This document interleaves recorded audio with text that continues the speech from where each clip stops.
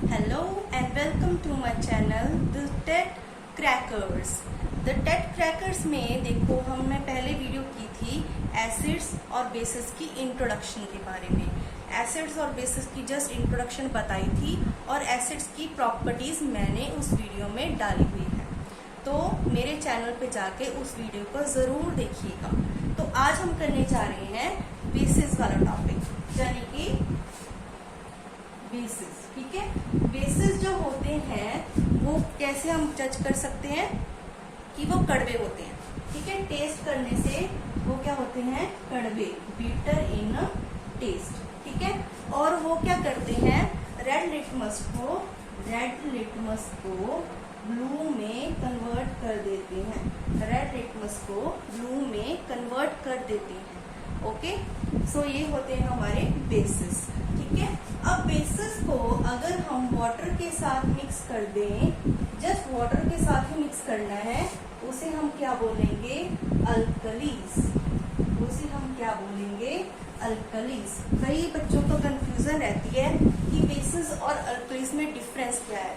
हम अल्कलीज को बेस ही क्यों नहीं बोल देते। ठीक है, तो क्यों नहीं बोल देते कि बेस जब वाटर में मिक्स हो जाता है तब हमारे पास अल्कली होता है। ठीक है, अगर बेस सूखा होता है तो बेस ही रहता है। हाँ जी, नेक्स्ट हमारे पास कुछ कॉमनली यूज होने वाले बेस हैं जो हम डेली लाइफ में यूज कर सकते हैं। ठीक है, कौन से होते हैं, NaOH। NaOH माने सोडियम हाइड्रोक्साइड। Sodium hydroxide. ठीक है, सोडियम हाइड्रोक्साइड का कॉमन नेम क्या है, कॉस्टिक सोडा। क्या होगा, कॉस्टिक सोडा। ये हम कॉमनली कॉस्टिक सोडा लिख देते हैं, तो ये याद रखना है। देखो, सोडियम हाइड्रोक्साइड को कॉमनली हम क्या कहते हैं, कॉस्टिक सोडा। आपके टेट के पॉइंट ऑफ व्यू से ये एक क्वेश्चन बन जाता है। ठीक है, नेक्स्ट हमारे पास सेकंड बेस है, वो है potassium hydroxide. Potassium hydroxide, potassium hydroxide. ठीक है, पोटाशियम हाइड्रोक्साइड। पोटाशियम हाइड्रोक्साइड का कॉमन नेम क्या है, कॉस्टिक पोटाश। Caustic potash. ये भी हमारा इंपॉर्टेंट क्वेश्चन, दोनों ही इंपॉर्टेंट क्वेश्चन बन जाते हैं कि पोटाशियम हाइड्रोक्साइड को कॉस्टिक पोटाश बोलते हैं और सोडियम हाइड्रोक्साइड को कॉस्टिक सोडा बोलते हैं। ठीक है, इतना आप नोट कर ले एक बार, ठीक है। नेक्स्ट हमारे पास देखो, जो बेस में है, बेस में देखो मैंने क्या लिखा हुआ है, NaOH, है ना। हर एक बेस में कॉमन क्या है कि जब वो आयोनाइज होएगा, यानी कि दो आयंस में टूटेगा, हमेशा वो OH नेगेटिव जरूर रिलीज करेगा। OH नेगेटिव यानी कि हाइड्रोक्सिल आयन जरूर रिलीज करेगा। हाइड्रोक्सिल आयन OH नेगेटिव जरूर रिलीज करेगा। OH नेगेटिव जरूर रिलीज करेगा। तो ये आप अभी नोट कर लें। ठीक है, फिर मत कहना कि बताया नहीं था वही, है ना। हाँ जी, देखो बच्चे, जैसे कि एसिड्स में भी होता है स्ट्रॉन्ग एसिड, वीक एसिड। ठीक है, इसमें भी होता है स्ट्रॉन्ग बेस और वीक बेस। ठीक है, स्ट्रॉन्ग बेस और वीक बेस।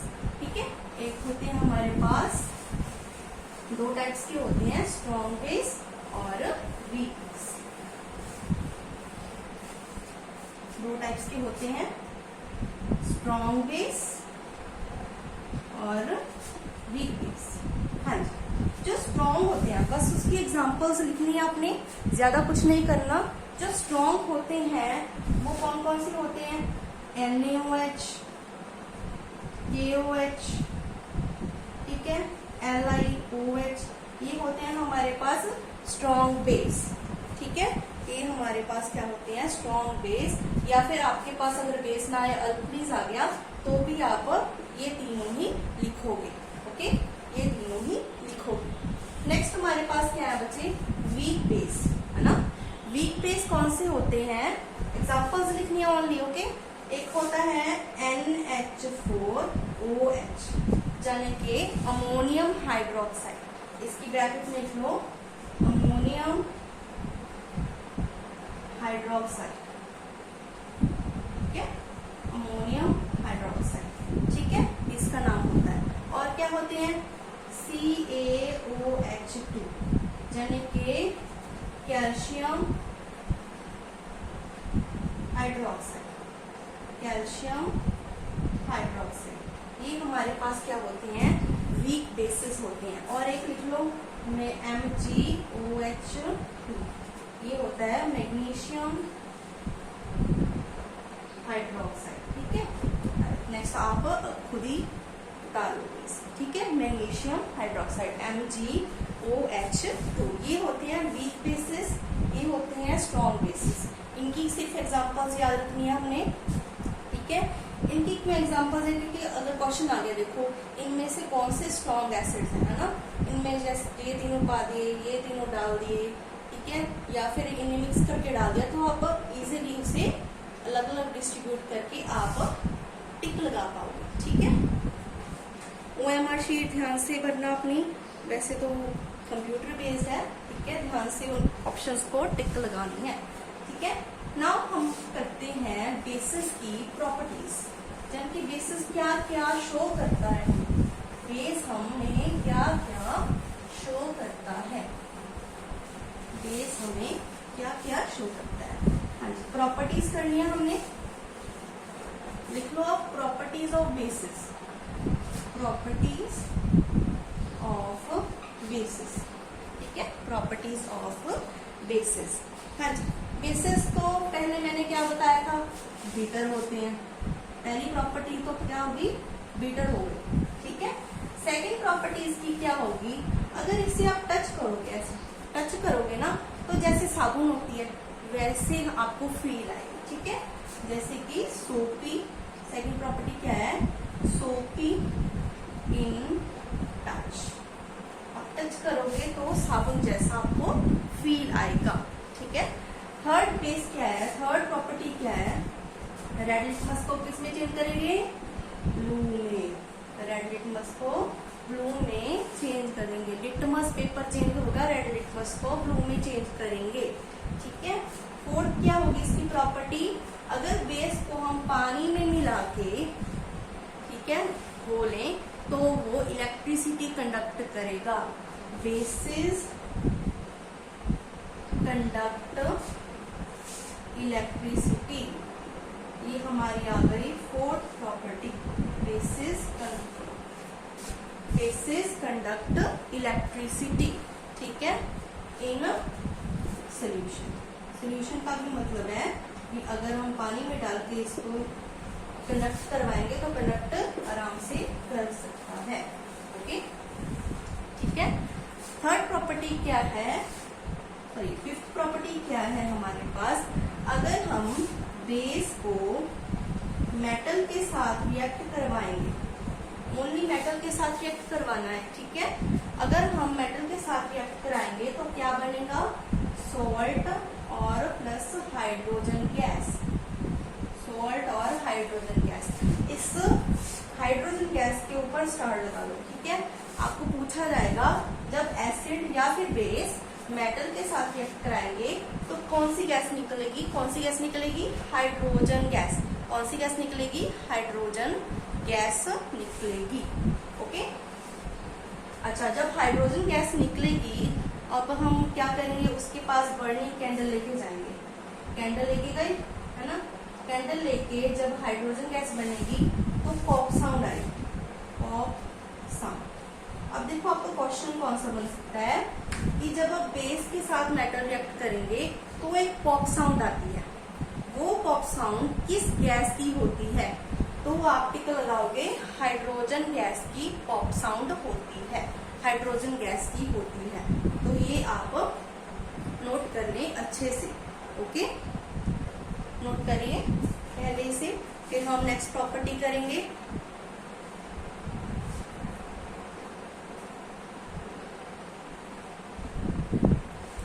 हाँ जी, ठीक है। सो नेक्स्ट प्रॉपर्टी क्या है हमारे पास, नेक्स्ट प्रॉपर्टी क्या क्या है हमारे पास, नेक्स्ट प्रॉपर्टी क्या है, जब हम बेस को एसिड के साथ रिएक्ट करते हैं, अब हम बेस को एसिड के साथ रिएक्ट करेंगे, ठीक है, बेस को एसिड के साथ रिएक्ट करेंगे तो क्या बनेगा, सॉल्ट प्लस वाटर, ठीक है। ये जो रिएक्शन होती है इसे हम कहते हैं, कल भी करवाया था, पिछली वीडियो में करवाया था, न्यूट्रलाइजेशन रिएक्शन, न्यूट्रलाइजेशन रिएक्शन, ठीक है, न्यूट्रलाइजेशन रिएक्शन हम इसे कहते हैं, ठीक है। ये भी आप नोट कर लीजिए अच्छे से, कौन सी रिएक्शन होती है जब बेस और एसिड दोनों रिएक्ट करते हैं, सॉल्ट और वाटर बनता है, ये होती है न्यूट्रलाइजेशन रिएक्शन, ठीक है, न्यूट्रलाइजेशन रिएक्शन, ठीक है। नेक्स्ट हम लास्ट प्रॉपर्टी है इसकी, जब हम नॉन मेटल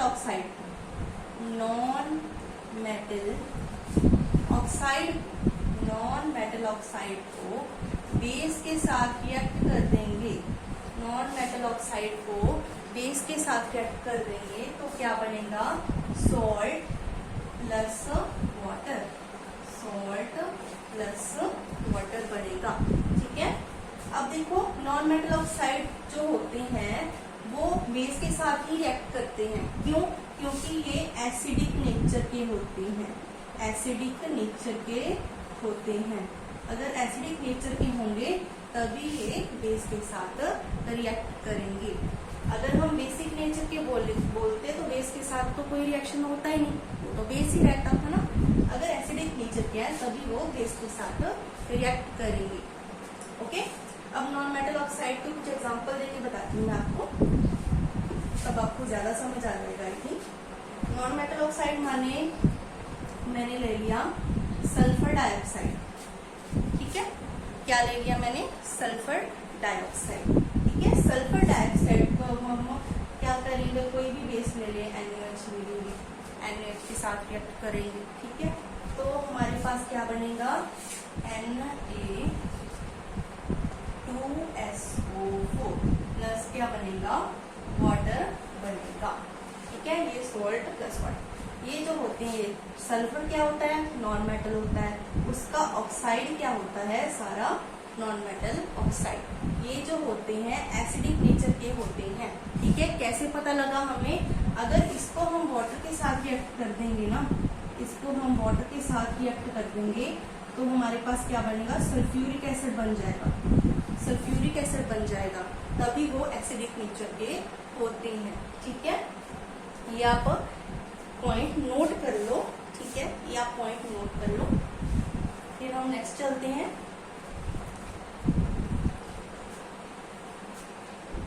वीडियो को पॉज करके चाहे आप नोट कर सकते हो। नेक्स्ट चलते हैं हमारे पास, देखो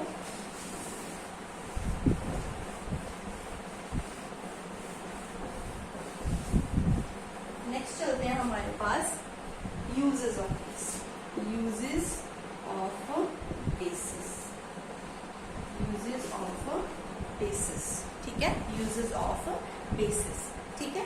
तो देखो बेसिस के कहाँ यूज है हमारी डेली लाइफ में, हमारे जो फैक्ट्रीज हैं उनमें कहाँ यूज होती है, ठीक है, तो हम ये करेंगे, ओके। तो यूजेस ऑफ बेसिस देखो, फर्स्ट क्या है, हमारे पास क्या था, फर्स्ट बेस NaOH यानी कि सोडियम हाइड्रोक्साइड। जो सोडियम हाइड्रोक्साइड है वो कहाँ पे यूज होता है, सोप बनाने की फैक्ट्री में, यूज्ड टू मेक सोप बनाने की फैक्ट्री में, और पेपर बनाने की फैक्ट्री में यूज होता है, ये पेपर बनाने की फैक्ट्री में यूज होता है, ठीक है। नेक्स्ट हमारे पास है कोई सिंथेटिक फाइबर होती है जो रेयन वगैरह है ना, उसमें बनाने के लिए यूज होता है, जैसे कि रेयन है ना, फॉर एग्जांपल रेयन, उसमें बनाने के लिए यूज होता है, ठीक है। NaOH कहाँ भी यूज होता है, सोप की फैक्ट्री में, पेपर की फैक्ट्री में, सिंथेटिक फाइबर जैसे कि रेयन जो हम धागा लेते हैं या फिर रेयन के कपड़े पहनते हैं उनमें यूज होता है, उन्हें बनाने में यूज होता है, ठीक है। नेक्स्ट हमारे पास क्या है, कैल्शियम हाइड्रोक्साइड। अब कैल्शियम हाइड्रोक्साइड का कॉमन नेम लिख लो ध्यान से, क्या होता है? Slaked lime. क्या होता है? Slaked lime. स्लेक्ड लाइम, ठीक है, स्लेक्ड लाइम याद रखना है। कैल्शियम हाइड्रोक्साइड का क्या होता है? Slaked lime. हाँ जी। जो कैल्शियम हाइड्रोक्साइड है वो क्या बनाने में यूज होता है? Bleaching powder. क्या बनाने में यूज होता है? Bleaching powder. ब्लीचिंग पाउडर सबने इस्तेमाल किया होगा अपने घर पे, ठीक है, रंग उड़ा देता है, रंग चढ़ा देता है। ब्लीचिंग पाउडर बनाने में स्लेट लाइम का इस्तेमाल होता है, ठीक है। नेक्स्ट हमारे पास देखो क्या है,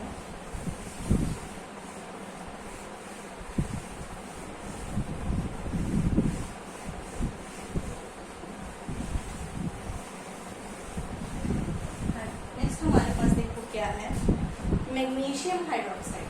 और क्या है हमारे पास? MgOH2 मैग्नीशियम हाइड्रोक्साइड, ठीक है। जो मैग्नीशियम हाइड्रोक्साइड है उसे हम एंटासिड के लिए यूज करते हैं। एंटासिड माने कि जैसे हमारे एसिडिटी बन गई, एक सिरप सा होता है ना, व्हाइट कलर का या पिंक कलर का एक सिरप होता है, ठीक है, जिसे हम क्या कहते हैं? Milk of magnesia. Milk of magnesia बोलते हैं, ठीक है, इसे हम मिल्क ऑफ मैग्नीशिया बोलते हैं। अच्छा, अब ऐसे भी आ सकते हैं, देखो मैग्नीशियम हाइड्रोक्साइड का कॉमन नेम क्या है? Milk of magnesia. Milk of magnesia, ठीक है। मैग्नीशियम हाइड्रोक्साइड कहाँ पे यूज होता है? As antacid.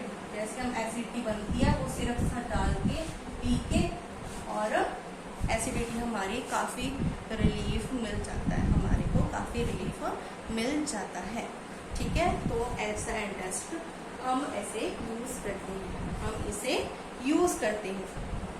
अच्छा, नेक्स्ट हमारे पास देखो अगला बेस क्या है? Sodium carbonate. सोडियम कार्बोनेट, ठीक है, सोडियम कार्बोनेट, ठीक है। सोडियम कार्बोनेट कहाँ पे यूज होता है? सोडियम कार्बोनेट कहाँ पे यूज होता है? वॉशिंग सोडा में। वॉशिंग सोडा को ही हम सोडियम कार्बोनेट बोल सकते हैं, ठीक है, वॉशिंग सोडा, ठीक है। और क्या बनाने में यूज होता है सोडियम कार्बोनेट?